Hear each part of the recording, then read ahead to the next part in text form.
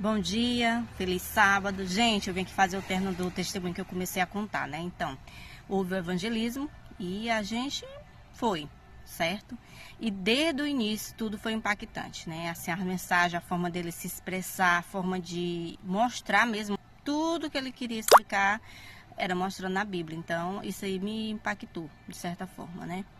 E assim, de início, como os temas eram mais light, eu estava concordando com tudo e achando tudo muito interessante. Aí começou os temas polêmicos. Aí os temas polêmicos, já aquele negócio começou a acelerar assim, no meu coração. E aí eu comecei assim, tipo assim, eu acho que isso não é isso tudo não. Aí eu comecei a anotar, né? Eu anotei todos os textos para me conferir em casa, porque eu imaginava na minha mente, isso é só na Bíblia deles. Isso aí não tem na minha Bíblia, porque eu achava que tinha essa diferença, né, da Bíblia. Meu avô, ele tinha uma Bíblia gigante, católica, daquelas toda ilustrada.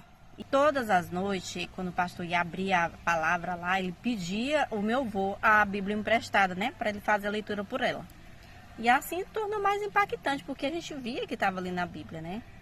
Gente, foi assim, mensagens impactantes demais, sabe, forte demais.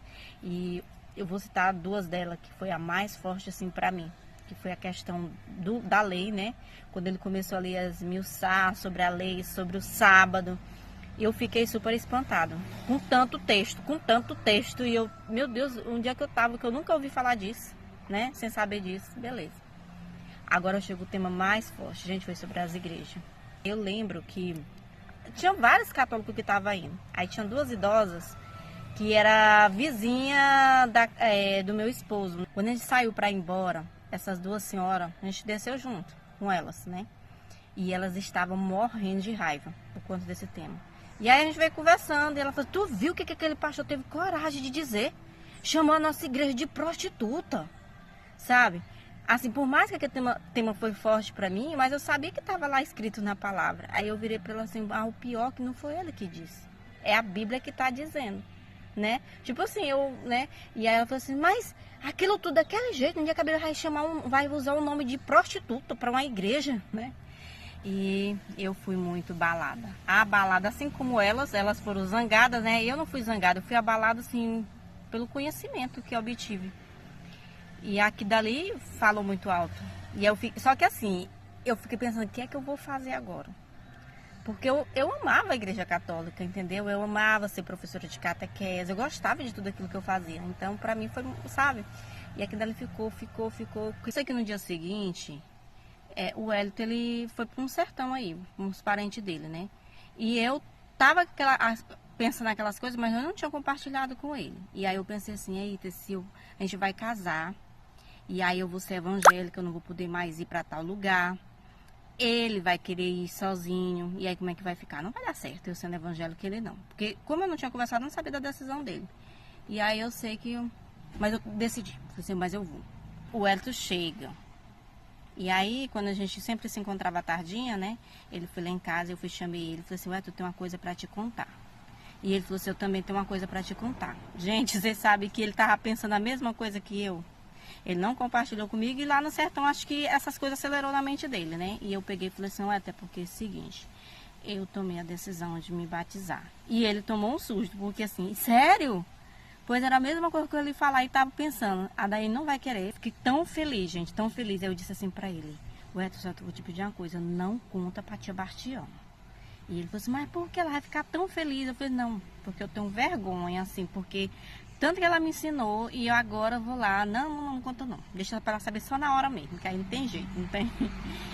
Agora sobre as renúncias, minhas renúncias. No próprio dia que eu tomei essa minha decisão, que era o dia do meu batismo, eu peguei todas as minhas roupas, sabe? Toda a minha roupa era curta, colada, de alcinha. Eu nunca tinha usado roupa de manga, acredita? Tudo de alcinha. E aí eu peguei as minhas roupas, peguei todas elas, aí separei entre novas, mais ou menos, e as que não eram novas. Então meu pensamento era, essa aqui eu dou, essa aqui a do meio, né, eu troco, e essa aqui eu vendo, entendeu? Para poder ganhar dinheiro e comprar outras, né? Peguei aquelas minhas pulseiras, cordão, tudo, enfim. Peguei tudo, coloquei numa caixinha, fui lá no quintal e enterrei. E peguei umas fotos que eu tinha uma coleção de fotos de atores, e todos eles e queimei. As minhas colegas que ficaram sabendo, porque viram aquele movimento todo, eu falei assim, que não dava nem 3 meses pra mim, né? Porque sabia que eu era muito vaidosa, eu disse que não dava nem 3 meses, minhas colegas lá. Não, deu nem 3 meses pra Dainha tá de volta, né? Mas graças a Deus que eu tô aqui até hoje. E a minha tia não foi secreto assim pra ela, porque ela era secretária, ela tinha que fazer a ficha. Mas foi uma surpresa, né? Uma surpresa pra ela. Deus, ele é grandioso, sabe? Nas formas como ele utiliza para poder nos apresentar a verdade. Essa verdade que a gente pode aceitar ou rejeitar, porque a escolha é nossa, né? Deus vai tocar em cada coração. Como tocou no coração da senhora que saiu zangada. Elas não tomaram a decisão, lógico. Não quiseram mais nem ir no outro dia. Fecharam o coração. Mas eu agradeço a Deus pelo Espírito Santo, né? Ter me conduzido, me guiado, me convencido ali daquilo tudo. E louva a Deus, hoje estou aqui junto com meu esposo, compartilhando esse evangelho que um dia nós conhecemos, para a honra e glória do nosso Deus. Amém?